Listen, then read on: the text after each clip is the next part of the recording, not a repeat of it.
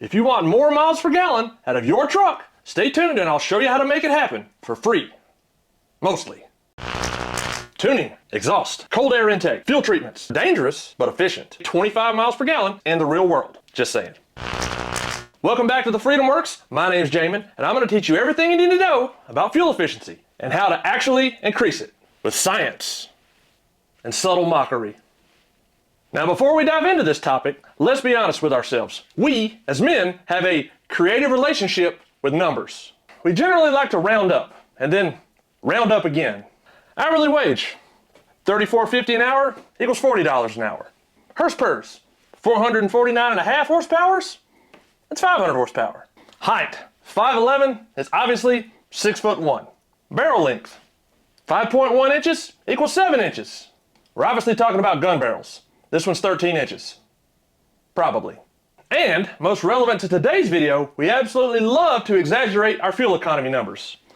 15.1 MPG is obviously 20 MPG. You round up. And I'm not hating. I round up. Sometimes I even round down. Like at tax time. I see these comments all the time. My old 12 valve got 30 MPG back before the EPA created DPF fluid and OTPHJs. Or my 6.7 liter Cummins got 17 MPG towing Noah's Ark because I change my EMS oil every 3,000 miles. I believe you, brother. Now, I'm not saying anybody is lying. I'm just saying that some people are bad at math. And some people might have actually calculated those numbers after driving down a mountain grade for 25 miles with a 40-mile-an-hour tailwind.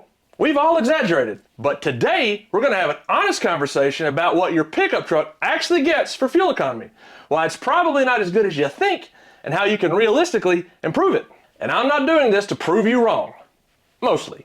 I'm doing this so some poor soul doesn't spend $100,000 on a new diesel truck because the interweb has convinced him that the fuel savings will make it worth it.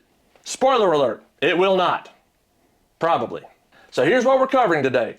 First, the difference between real MPG and our one-time optimistically calculated and then rounded up MPG. Secondly, things that we want to believe will increase fuel economy but really won't. And finally, things that actually will improve fuel economy if you're a nerd like me and actually care about such things. I'm a nerd. I care. But first, did you know that the most fuel-efficient diesel truck ever made was actually the 1981-ish Volkswagen Rabbit truck? This little guy could squeeze out over 50 MPG on the highway with its tiny 1.6-liter diesel engine. And I think that we can all agree that it counts as a truck. Almost. And another fun fact, the current Cannonball Run solo record is held by a BMW 535 diesel sedan. Chris Stowall averaged 23 miles per gallon with 105 mile per hour average speed, stopping only every 800 miles for fuel. He completed the 2,813 mile run from Red Ball Garage in New York City to the Pontefino Inn in Redondo Beach, California in only 27 hours and 16 minutes. I am terrified of BMW ownership, but I'm almost willing to buy a 535D. For science. And speaking of good fuel economy, you know what's better than saving fuel? Getting cash back on the fuel you're already buying. That's exactly what happens when I use the free Upside app. Upside partners with over 100,000 gas stations, grocery stores, and restaurants to ensure the cash back is always just around the corner. And yes, it's cash back. There's no confusing points, rewards, or credits. Just actual money that you can transfer straight to your bank account. And Upside Cash Back is in addition to the rewards you get from credit cards and loyalty programs. So you're earning cash back on top of cash back. I've been using the Upside app for several months, and now I get extra cash back on everyday purchases. Same racetrack gas station, same routine, but now I'm getting cash back with a few taps on the old iPhone. Check it out. Just open the Upside app, just find a gas station on the map with an offer you like, click it, then hit the claim button, and you're all set. Fill up like you normally would with your card, and yes, it has to be a card. And through the magic of the interweb, the cashback shows up on your app in just a few days. That's literally all there is to it. Upside has given back $1 billion to its users. To find out how much you could earn, download the free Upside app and use code FreedomWorks and get an extra 25 cents back on every gallon on your first tank of fuel. That's an extra 25 cents cash back for every gallon on your first tank of fuel using code FreedomWorks. Thanks to Upside for sponsoring today's video. Now back to truck science. Okay, 3 kinds of heavy-duty diesel pickup fuel mileage. Wrong slide. Okay, 3 kinds of heavy-duty diesel pickup fuel mileage. Real-world MPG, Imaginary MPG, and hypermiling MPG. Real world means you drive like a normal person in the real world and understand basic math. 25 mile per gallon, 3/4 and 1 ton diesel pickup trucks do not exist in the real world. And some of you are already headed to the comments section, and that's good. Imaginary MPG is you believing an inaccurate meter on the dash, bad math, or a single tank MPG heavily influenced by elevation changes and tailwinds. This is where fictional 25 mile per gallon, 3/4 and 1 ton diesel pickups live, and trucks that get 18 mile per gallon towing a 15,000 pound boat. That's not real MPG. It's imaginary MPG.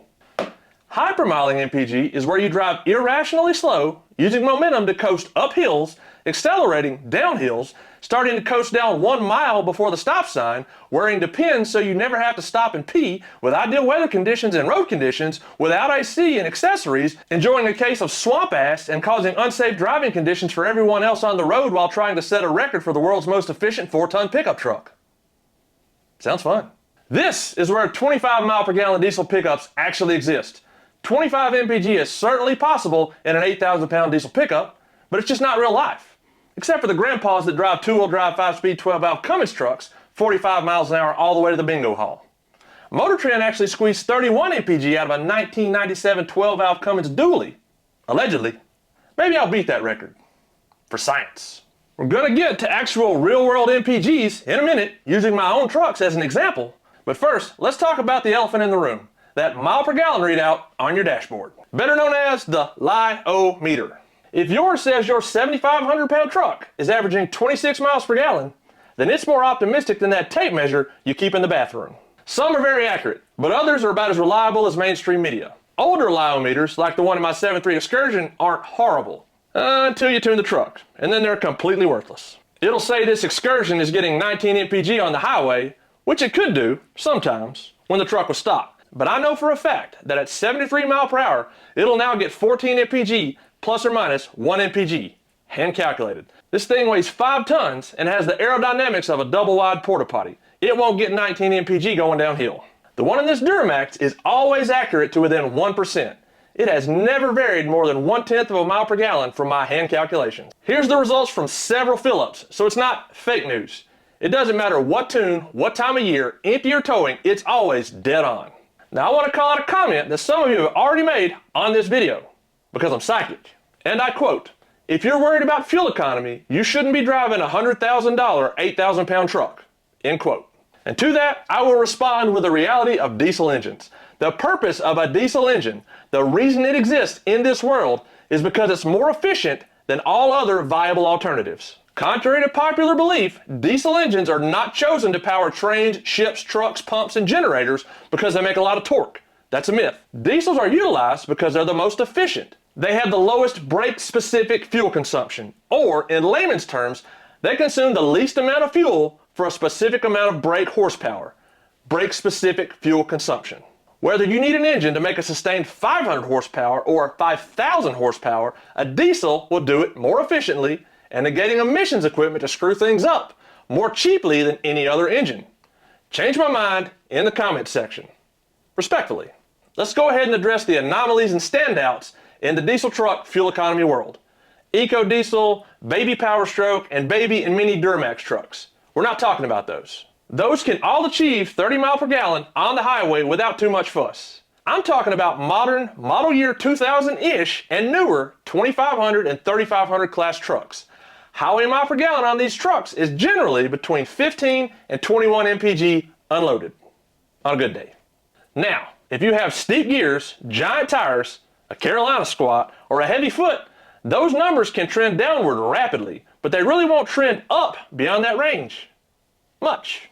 Your best chances of getting 20, 21, or even 22 MPG on the highway are in an old 12 or 24 valve 2nd gen Cummins truck, a 6-liter Power Stroke truck, or an LBZ Duramax, like mine. Or even a brand new truck with a 10-speed, tranny, transmission. You know what I mean. And I'm not saying it can't be done with other trucks, but these trucks are known to consistently get 20 MPG or slightly better on the highway with actual real-world math. Personally, if I were going to try to set a diesel truck MPG record today, I'd use a 94 to 98 12-valve 5-speed 2-wheel drive regular cab truck and a lot of duct tape over the grill. Because NASCAR. It's lightweight, has highway gears, and its emission system had been unburdened before it had been. Unburdened. Y'all know what I'm talking about. Okay, let's science this. We're in my 2006 LBZ Duramax truck. This is known to be one of the best and most fuel-efficient diesel trucks ever made, according to Bro Science. These trucks were relatively light, had double overdrive 6-speed transmissions, no DPF to clog things up, and no gigantic grille or tires. This truck has had the EGR optimized, got a cold air intake, pusher charge air tubes, a PPE downpipe, a fast lift pump, mild tuning, and I run synthetic oil and fuel treatment. All of those allegedly improve fuel economy. This truck is not leveled and even has factory size 245/75 R16 highway tires. And they're getting old and hard, so they're very efficient. The only thing I could think that would potentially improve the MPG of this truck is a full 4-inch exhaust.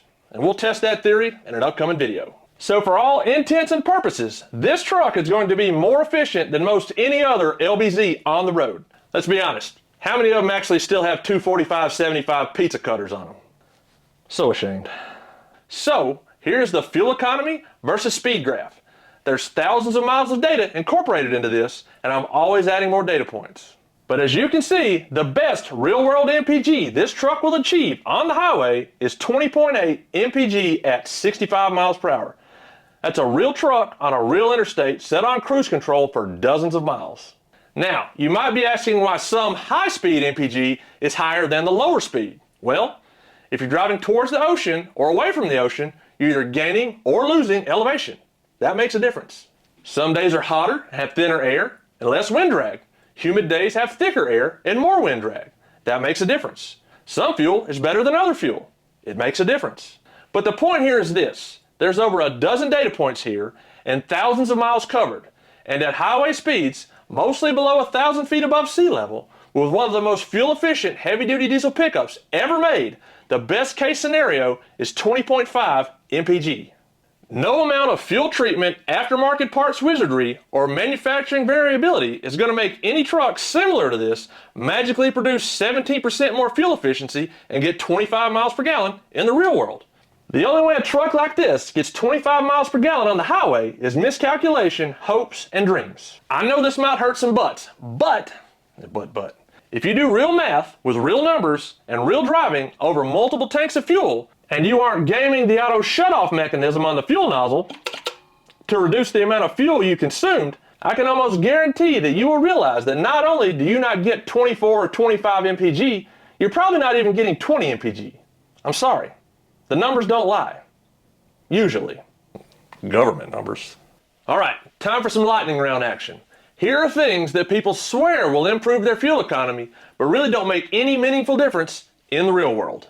And I'm not too proud to say that I've done most of these at some point in my life. Dropping the tailgate. Mythbusters proved this wrong many years ago, and I've certainly done this. Actually lost a floor jack that way. The oil pan of my buddy's GMC S15 found it on Highway 72 in 1996. Sorry, Ross. Turning off the AC. Yes, it can help at very low speeds, but generally you have to roll down the windows to mitigate the swampus, and that just screws up your aerodynamics at normal speeds and improves nothing. Coasting in neutral.